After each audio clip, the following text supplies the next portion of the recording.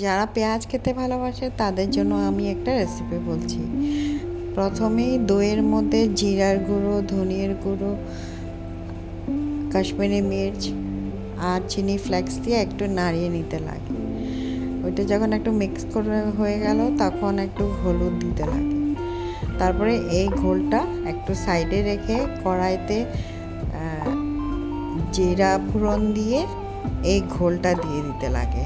যখন একটু বয়েল হয়ে যায় তখন দুটো লঙ্কা, কাঁচা লঙ্কা দিয়ে পেঁয়াজগুলো এরকম গোটা গোটা করে দিয়ে কড়াইয়ের মধ্যে বসে দিয়ে ঢেকে দিতে লাগে।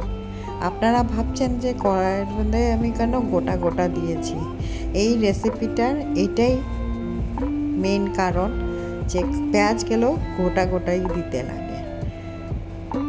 তারপরে যখন একটু বয়েল টাইপের হয়ে যাবে তারপরে এই পেঁয়াজগুলো খন্তা দিয়ে একটু স্ম্যাশ করে নিতে হয়। দেখুন কিভাবে আমি করছি।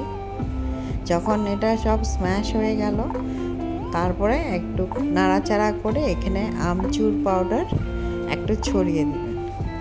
বাস রেডি। এটা পরোটার সাথে খেতে